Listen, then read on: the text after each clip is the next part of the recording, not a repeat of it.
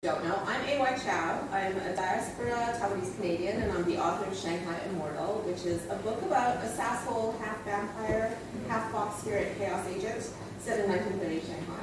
But we are here to celebrate this book, which is Gabriella Buba, Saints of Storm and Sorrow. Just a fantastic book. Hands up, who has read it? All right, okay, so no spoilers. Oh boy, right? That's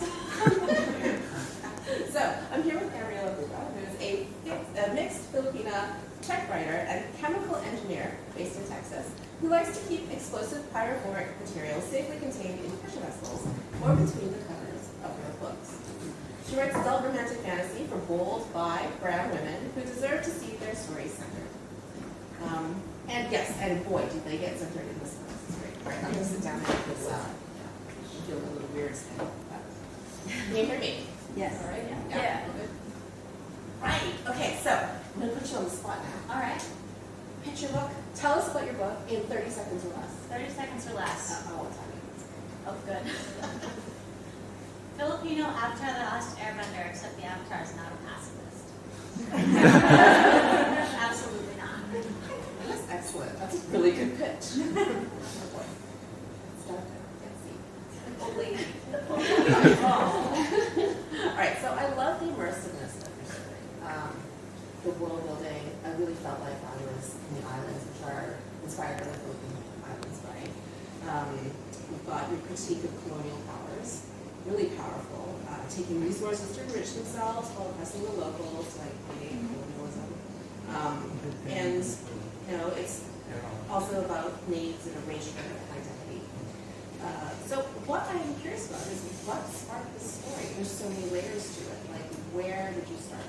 Absolutely. So for me, like the very first spark of the story was I was doing historical research, as writers do, really deep in there, and I found a story about the oldest extant black closer.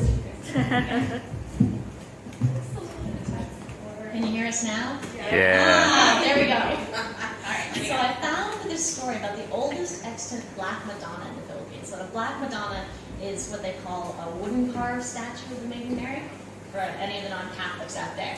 And she was the oldest one that exists in the Philippines. She's from, like, don't quote me on this, in the back of the book, the exact date.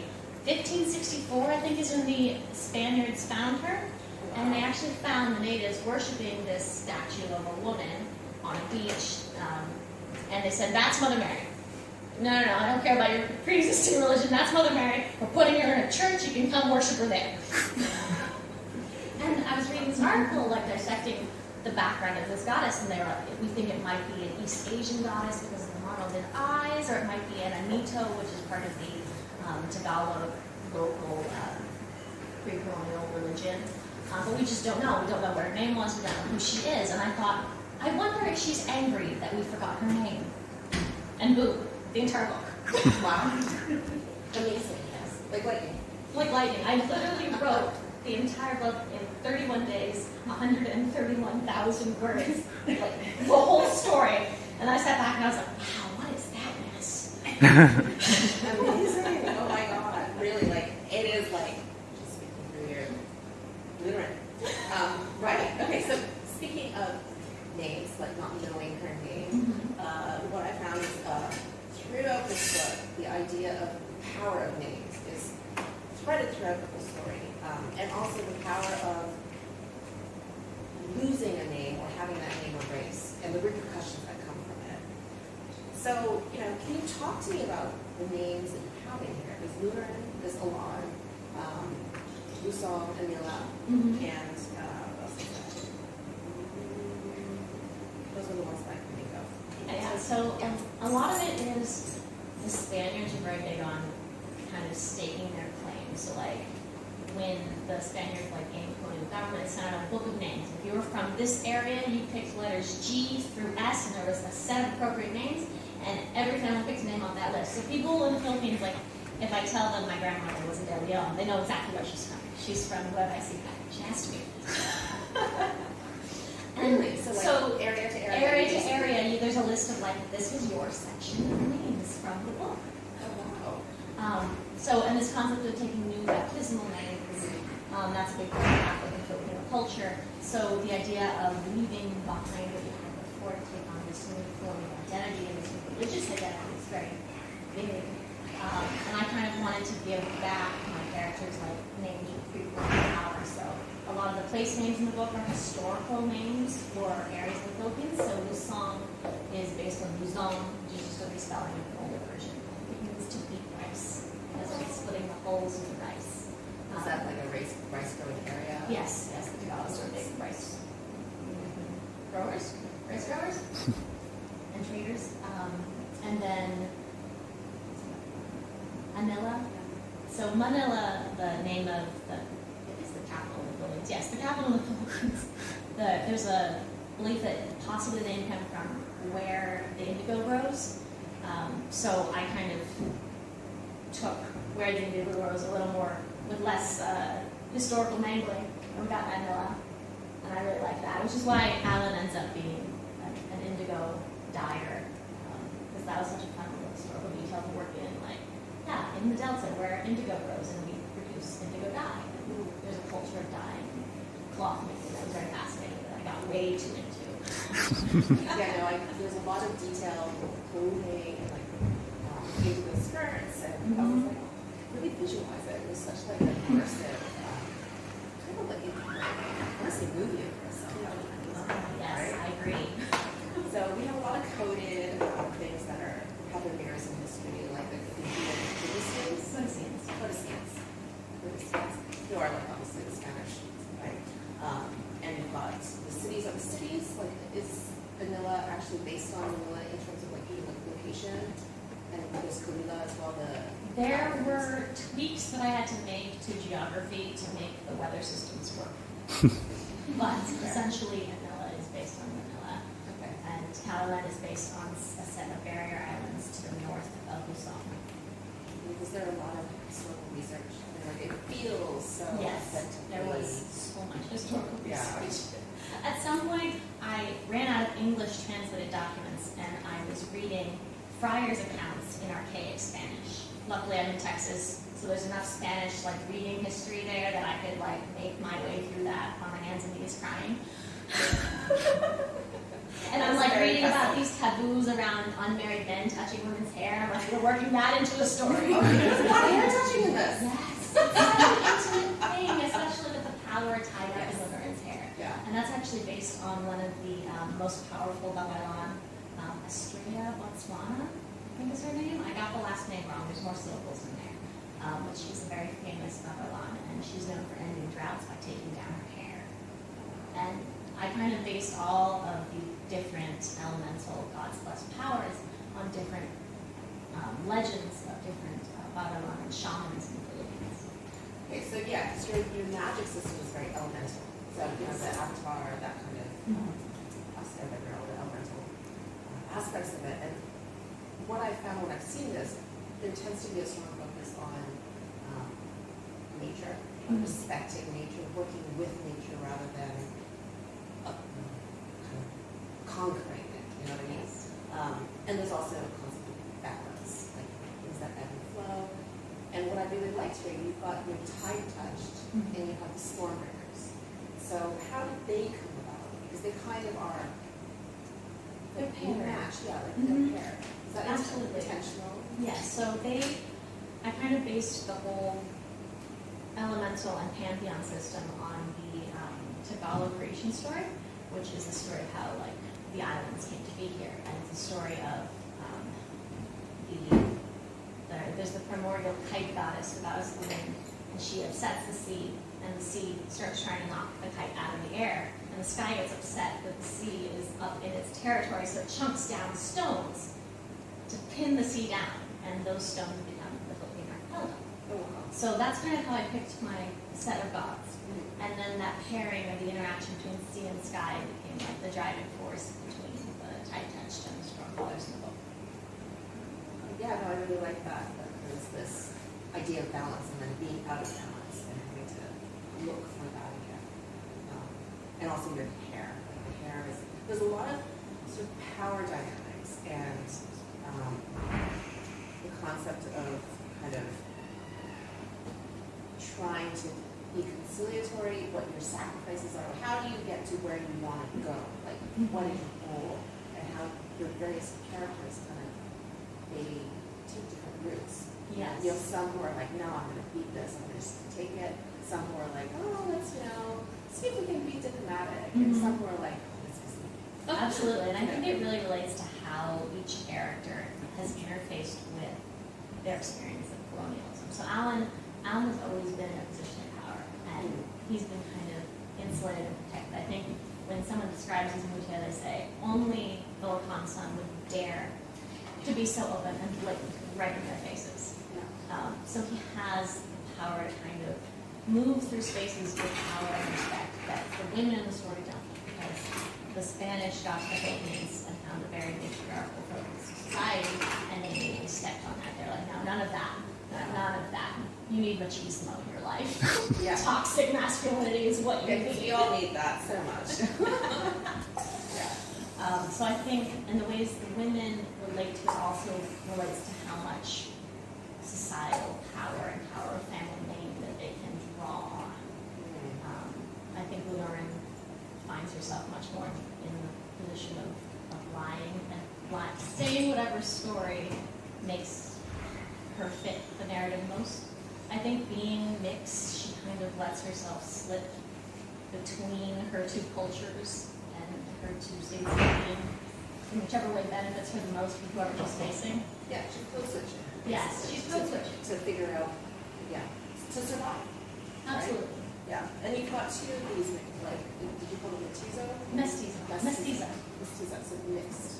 The girls, is that what that means? Mestizo would be a mixed man, and Okay. mestiza is So a you've got mixed woman. Catalina and Leonardo, and like how they move through the world is so different. like, Absolutely. With their perspectives. And Lunarin comes from a position of power on both sides. Yes, she's a bastard star, but she's a priest's bastard star. And in the Philippines, they say it wasn't conquered by the army, it was conquered by friars. And so there's power in that relationship, whether or not it's acknowledged. And there's power in her heritage and in the pre-political power that she has from the blood of Catalina. And I think she recognizes that power is within her. So even if she's pretending to be harmless, like she has other options. Yeah. Catalina is the daughter of a conquistador. The conquistadors who came to the Philippines, a lot of them were mixed folks from the Latin Americas, people that no one really wanted in society anymore. Load you on a boat, go for king and country. Head that way, don't come back.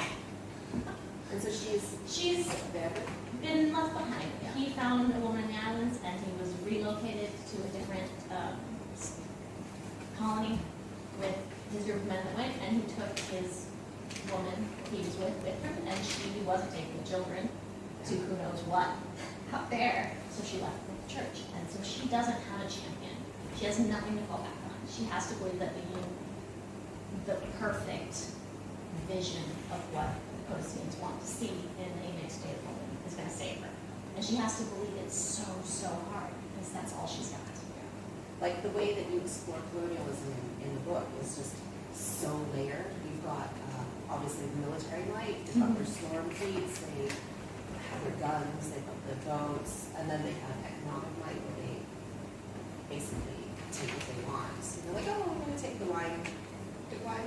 Good plan. Yeah, we're going to take it, And then you have there's always this partnership in colonialism where you have like your economic, political might, military might, and then you have spiritual might where you use religion as a tool to oppress and control. And so Catalina, to me, is very much like where you've taken someone and just basically made them their own captor, Yes, right? absolutely. You don't have to have an army take over anyone if they all really believe in this new religion. Yeah. Like I was so mad. I was reading it and being like, oh, Catalina, but you can't be too mad. Like you can be mad, but also like I think help for her. I think especially if you had a religious upbringing, we all know someone like Catalina. Yeah. Someone who's clearly being hurt by the faith that they have, Yes. but they can't let it go. Yeah. They can't. They've grown up around it. It's everything So they are. misogynistic, too. It's like, So but the misogynistic. Abbott father is so tough. I just wanted to like, there's just nasty. so enjoyable to read. So, you know, like, yeah. What was that? I'm glad It it's was like fun. so good. It was so good. Fun's the wrong word. I keep being told that. It's this book on, like, let's talk about like vengeance, because this book is about vengeance, but it's Yes. not really, because there's also there's humanity to that, and this is like a conscious decision that you made. Like, I'm gonna have this like goddess, all powerful goddess, but actually we're gonna make some decisions here to preserve tomorrow. You know, Yeah, allow I it to think have future. I think my take on it was that gods can be the primordial, perfect, platonic ideal of anything, Yeah. whatever it is, vengeance. They can just be angry. They don't have to live with the consequences of tomorrow. But all the people on the ground, unless you die, you have tomorrow, and you have to deal with tomorrow. So I wanted the characters to acknowledge that you can't have that perfect revenge, no matter how much you deserve it, no matter how much you want it. If you give into it, then there isn't a tomorrow for you. Yeah. It's really nice to read that in a book. Like, it's satisfying in a, I don't want to say wholesome, because it's not. It is. That's not the right word. Yes, I represent to me. It kind of makes it feel like, oh, that's a whole, like, oh, let's eat, like, you know. I think a lot of it for me was like unpacking kind of the generational trauma of like the stories of what my grandmother left behind in the Philippines and the way she suffered at the hands of the church and the way the women around her suffered at the hands of the church. And she was very much like, bahala na. It's with God, we can't do anything about it, it's in the past, just very passive to it, which is very Filipino take. And I wanted some way to stand and say, no more. Here it stops. Yeah. Like, I get it. Like, you have trauma. Sometimes it is just like, it's just not something there. It's just like, let it go. But actually, being able to put this in a book and have other people read it and be like, ah, yes, you know, work through it that way and have like this wonderful ending. The other thing that I found really great about this is relationships. Right? There's lots of relationships in here, and they're fascinating. Like, you've got, it's like a study on how to have a healthy relationship and how to have a super toxic one, and like how do you survive these, and you know, not knowing until you're out of it. Like, Yeah. this was it intentional? Did you like have a Absolutely. like a little chart put straight? I think when you're trying to survive, so when you're in that survival mode, which I feel like Lenurin, for the 10 years that you jump between the prologue and the first chapter, Lenurin is just surviving. She's lying to wherever she needs to lie to. She's ignoring who she is and what she is. And she's in this survival trauma situation. And you trauma bond with people who are going through the same thing with you. Whether or not they're good people or good for you, because you're like, you're the only person who knows what's happening right now. And if I leave you behind, I leave behind that understanding of what we live through. And so that thought is terrifying, because like, you survived it with me. So as long as you're with me, you'll make it. But I think there's a point where when you step out of the trauma situation and you have power again, and you started to heal, you can look around and be like, actually, what we had wasn't good for us either. And even though I love you, and you're so much a part of the history of what we went through, I don't think we can go forward unless you too want to heal. And I think, unfortunately, Catalina she drank too much Kool-Aid. Catalina can't heal. Yeah. Catalina is given every chance to say yes. Okay, wait, we have to stop there. Sorry, spoilers. Let's not go any further. Right, okay. Yeah, so I think one of the things that, all the things in here are wonderful. The characterization, you're multifaceted. They made me think of, like, what's it called, Game of Thrones.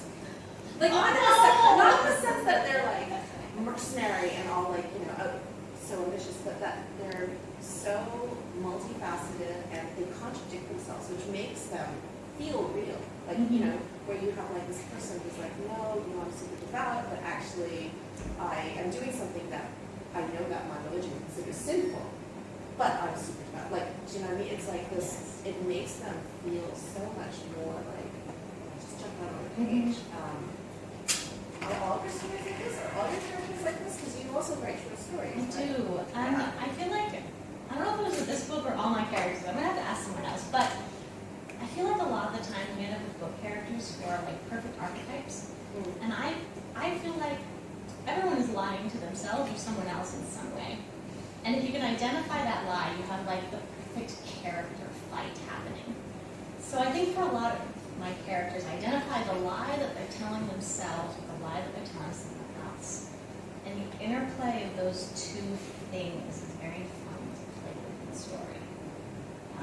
Maybe that says something about me. Maybe. But I mean, it's true though, because your characters are all like the ones who lie to themselves are the most fun. You know, like you just want to sit there and what will you do if you say this? What will you do if they say that? You know, How will you maintain the self-image? And you'll do some crazy things to maintain the self-image. It's like, all right, so let's go with some sort of more generic questions on your book. Did you have to delete any scenes? Let me think. Editor, shut your ears. This book has been through so many revisions. Let me think. Big scenes that were deleted. There were a lot more training and magic scenes between Nurin and Alan and Nurin and Cinna that I loved. And because Cinna's my favorite tertiary character, God, she's so much fun. She's my fire tender. She will burn everything down if you let her. Just say the word. She'll do it for you as a gift. I'm seeing some parallels here with your bio. She's my favorite. Okay. And there were a bunch of scenes of them learning to manage their magic together more because Nurin has really not spent a lot of time together around fire tenders in a long time. So she has worked with Alan in the past in such a way that she understands the mesh of that a lot more. So there were some scenes around that, a lot of piece tightening up. We tried to keep most of the meat of the scenes in. I'm very worried. I know I'm worried. Purple prose, it's mine, purple prose. So a lot of the trimming was just, we scraped out a lot of description. So much, actually. Thank you, Katie. It could have been worse. Was there anyone that you were really sad that you had to cut? I recently discovered that I think we cut the description of her dugong bone necklace. I don't think that was intentional. I think it came out of a whole scene that got totally reworked. And so that description was lost. So I'm really sad about that. But maybe we're working into book 2 as a remembrance. Can we talk about the dugong? I had to look them up, and I was like, I'm in love. Do you know what they are?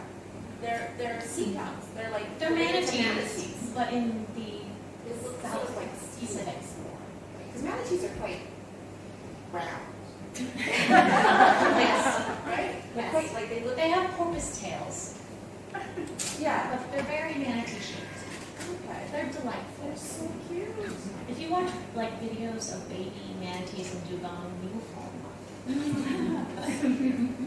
So she has a dugong bone necklace, which is not from a kill, Yes. right? And then you've got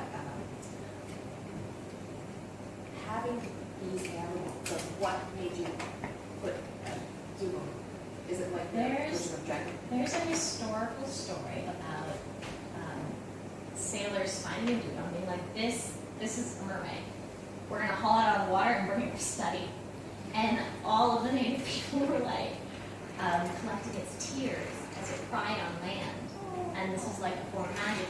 And there's very much across Southeast Asia, there's a taboo around dugong that either women become dugong or dugong become women. And different Southeast Asian groups have different mythologies around this, but there's this connection to dugong that is they are women, they are people in some way. So I thought drawing that line between the shamans in the book and the sea dugong, who are also being hunted to extinction at the point when the book really stepped in. There are very few dugong left. Many more manatees. They're doing better.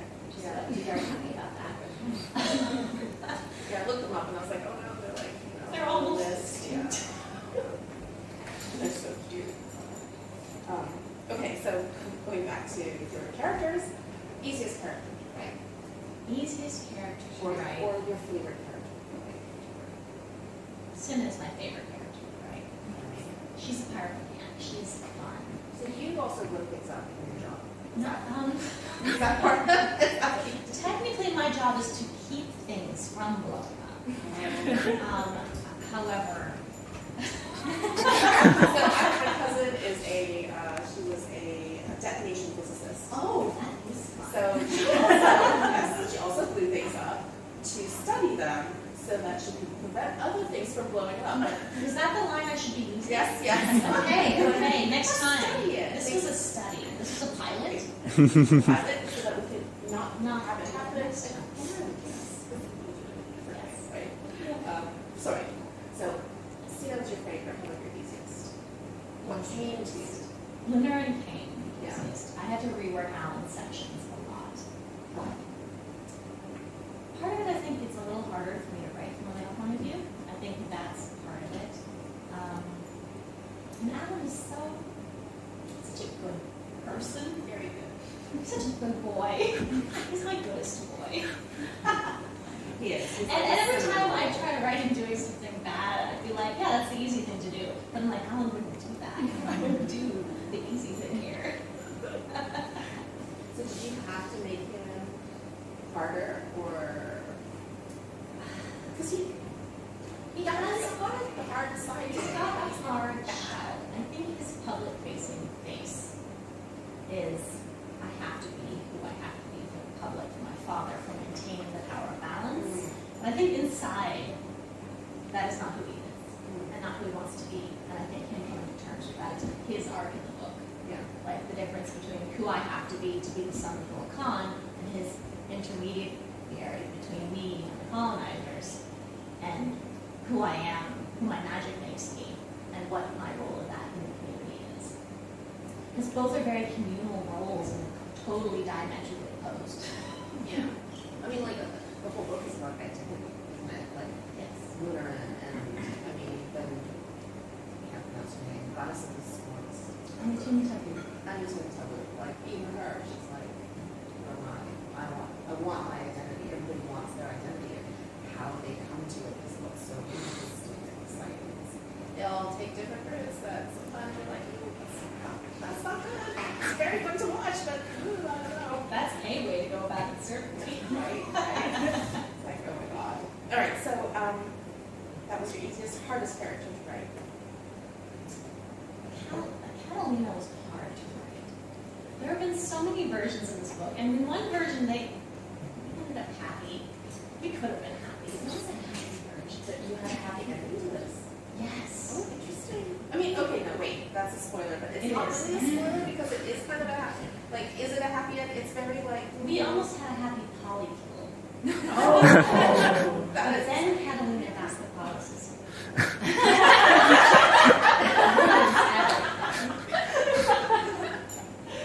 Okay. So every time I wanted the happy ending, the new Catalina would be like, no, I choose violence. Yeah, I can't see this Catalina. I mean. I think I love her so much because I saw that past version. I understand that everyone hates her. I love her. She's my bitch. She's true to herself. I think, like, you know, in a really weird way. She's like, no, I'm gonna go down. Yeah. Anyway, okay, let's talk about your writing process. I'm very curious because you have your day job.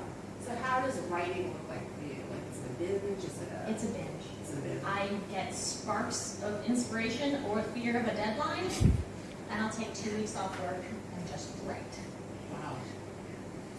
I don't do well balancing the two. At some point I'll have to, because now this is my job, right? But previous to it being a job, I would binge write. My work is very cyclical, so throughout the year we have ebbs and flows, so busy times and slow times. And when things are slow, I can get off work at 3 in the afternoon and binge write the rest of the day. Oh, that's really nice. It's very nice. I have a good gig, it's cushy. That's good. Like, I'm a binge writer too. What is balance like? We need to find someone to tell us. That would be really nice. I would really like that. But then it won't be so fun. There's something like really fun When you're about being chasing able to it, be like, I'm gonna be like completely crazy and like not go out for like 3 days and not see anybody and I'm gonna live in one room and like, you know, yeah, let's take a shower and brush your teeth again. Yeah, my husband doesn't like it very much, but I find it What are they on about? really fun. My personal hygiene was that. Right, okay, so, I didn't binge write, you a plotter, answer? I was a dancer. I had to become a plotter. It was difficult. I used to write manuscripts that would take like 6 or 7 years to revise into something readable. And I discovered that when you plot, it doesn't take so long. Terrible discovery. I know that. Rude. Why? It's not nice. Why is doing more work before I make my job easier? Unkind. No. It's really funny. Like, I'm like, oh, are you me? Because I'm very similar. I'm like, I total pantser, and then I think my first manuscript took me like 10 years. Because I was like, what is this mess? And then I have to revise it. And my second manuscript took like 6 months. And then the one that sold was like 3 months. And it's like, that's why you do things like that. That's Why everyone tells you that you should plan and plot.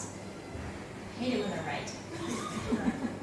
Wait, so how about your publishing job? I'm curious about that. Because I know you were at Pitch Wars, Yes. last year Pitch Wars. Like, we're Pitch Wars alumni. Yes. So how was that for you? I started seriously querying in 2018, Okay, before Pitch Wars. Yes, 2021, right? Yes. Went through a couple of manuscripts that weren't ready, and then lightning struck, and I knew what Saints was going to be, and got it polished up in time for Pitch Wars. Like, I was rushing to make that deadline. Got into Pitch Wars, and then my lovely, lovely mentor, Gabriella Buba, she's also remixed by Filipino. So I saw her on the Pitch Wars site, and I was like, make eye contact, you're never escaping me. And apparently she was threatening all of the other vendors. She was like, that one's mine, and if any of you steal her out from under me, I'm coming for you at night. I believe it.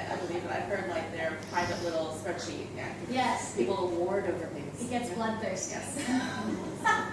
So she picked me, and she worked me through 2 really big, almost 90% revisions of Saints in 2 months.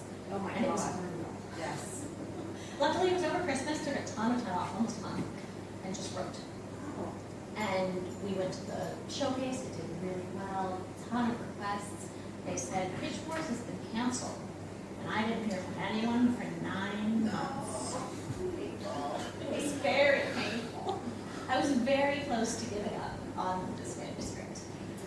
I hear that a lot. People who are at the end of their tenure, and then all of a sudden they're like, yeah, I was just going to send this one last thing out, and then forget about it, and then it's like, Absolutely. I was literally I was scraping the bottom of the agent list. I'd sent out like 350 queries. I was running out of people to send to. oh my God. And I sent to Ramona, and she read in 4 days, and she said, I love it. And we went on submission in a month, and the book sold in a month. So after like years of nothing happening, everything happened at once. Yeah. It's such an interesting industry because you just need the one, and you just need that. One yes. And then the stars align, and then voila, it's a book. It's like having a little baby that you didn't know it's going to come. It's wild that you just need that one yes. Everyone says it, and you're like, that can't be real. It's a book. There has to be more than one yes. If you get that one yes, and like all the dominoes align. Yeah. Maybe they're pushing open doors for you. I think that's a big part. Yeah, I think so. I mean, the fact that, like, I can't name that many Filipino writers of fantasy. There are, you could fit us all in a very small telephone booth. Right? There's Payasvioso, there's Yeah. Rin Chupeco, they're the original. There's Big One's on. K.M. Enright, she's coming out in October. Yeah. The author of Dauntless, that's it. That's everyone I name that does fantasy in Filipino. But what's amazing is, like, the more that come out, the more you're taste making for readers, the more people will be like, hey, this is really cool. We want more. This is wonderful. And I love that you got folklore. Which is just like, you need to know it. You need to know. Okay, so, what are you working on next? Saints 2. It's gonna happen. I planned it myself. I believe we're aiming for July of next year, Okay. but it's due in October. Your next My manuscript. Oh, cool. Yay. It's gonna happen. It's gonna exist by then. Wait, how's it going? So well. Yeah, I'm doing edits for my book too, and just, okay, moving on. Right, there's so many typing people in the room right now. Yeah, I know. It's like, yeah, that's all. I don't think my business is too. So, right. So, okay. I'm gonna do flash questions. I'm ready. So, yeah, just answer. Coffee or tea? Tea. Snow or beach? Beach. Favorite music artist? Oh, Beanie. It's a Filipino pop group. Oh, cool. Listen to them. It's like K-pop but better. Really? B-I-N-I, all caps. Okay. Go-to food when you're sick? Kanji. Early bird or night owl? I used to be a night owl. I'm an adult kid. Being forced into early birdness. Adulting. If you could live anywhere, where? I'd like to live somewhere cooler one day. Mm-hmm. Houston, Texas. Swamp. Is it? It Oh, is you a mean like swamp. colder, actually. Yes. Physically cold. I would like to live somewhere where we have seasons and terrain. I would like to know what that's like. I don't know where you would get that. French That's- house. French French house. Oh, okay. Yes. But I mean, like the winter is like long. Yes. But then you can ski. Which is I really like nice. skiing. Yes. Winter and spring. Oh, that's true. Okay. And good, excellent cheese. Chocolate, yes or no? Yes. Oh, good. So if you said no, I would have to leave. I understand. I respect that. Queen or Rolling Stone? That's very rad. I'm going to be very honest. I don't listen to either of them. Oh, okay. Fair. I'm sorry. I just ruined the British audience. Dante Basco. Rufio, Dolph in the cult film, but Dante Basco is the narrator of your audiobook. Well, one of them, right? For Alan. For Alan. And I didn't know he was Rufio, who is the head of the Lost Boys in Hook. He's the hot one. Yeah. So, what's your favorite? Rufio, Dolph in the cult film, but I'm a cheerleader, or Zuko? I'm a Zuko girly. Yeah. I'm a Zutara girly. I loved him in Zuko. I love a bad boy. But Alan isn't. Yeah, I was thinking that. Will there be a bad boy in book 2? To be a bad girl. Oh. That's going to be exciting. Excellent. Okay, so on that note, we're going to go to questions.